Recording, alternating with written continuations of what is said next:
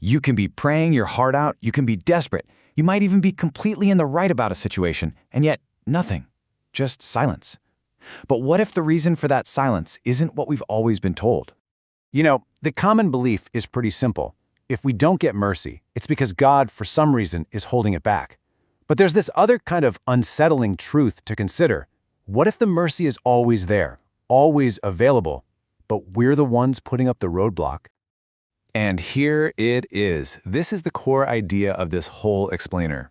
The biggest obstacle, the unseen barrier, is something called offense.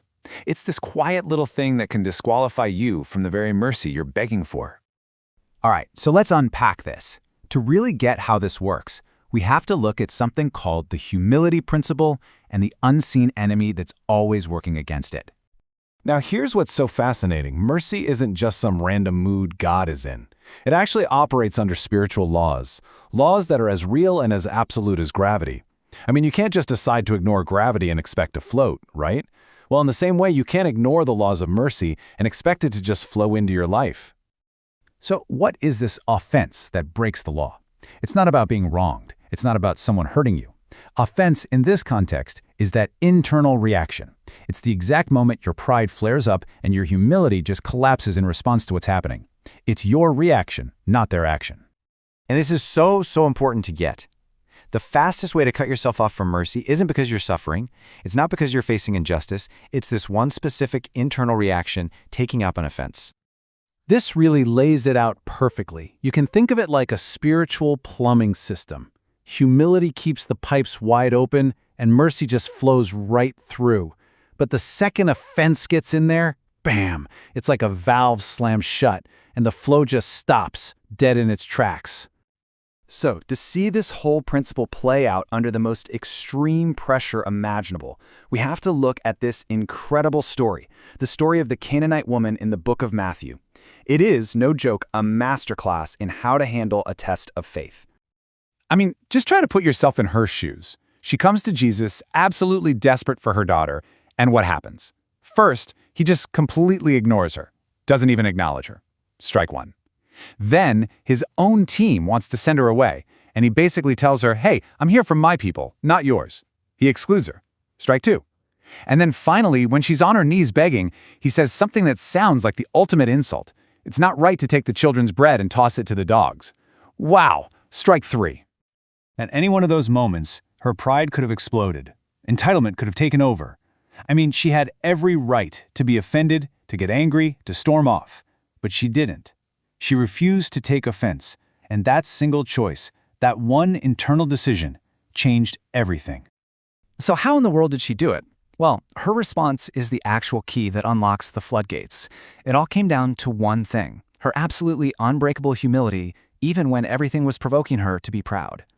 Her comeback is one of the most powerful, brilliant statements of faith in history. She doesn't argue. She doesn't get defensive. She actually agrees with him and then finds her faith inside the insult. Yes, Lord, but even the dogs get the crumbs.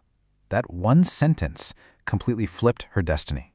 So let's break down what she did. She made three powerful choices. When the insult came, which was a wide-open invitation for pride, she chose to stay humble. When the injustice of it all invited her to feel entitled, she chose to stay honest about her desperation.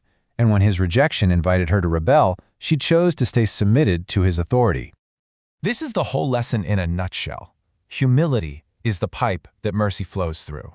Offense is the axe that severs the connection. See, the mercy was never blocked by Jesus. Her offense would have been the thing to block it. Okay, so this isn't just some ancient story with a nice moral. This principle is alive and at work right now in all of our lives.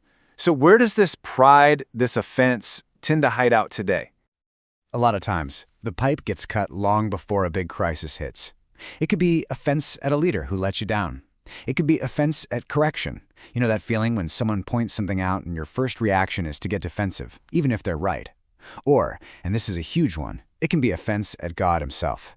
Offense at how he answered a prayer, or at the fact that he didn't seem to answer at all. And this is the crazy internal conflict that so many of us are living in.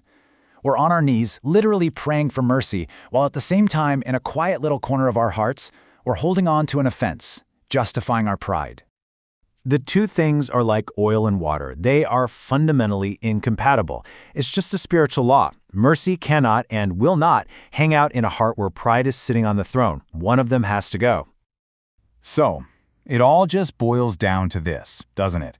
A final, critical choice that every single one of us has to make, especially when the pressure is on and we feel like we've been wronged. It's a choice between mercy and pride. And the path forward is actually really clear. It's the exact same path that Canaanite woman walked.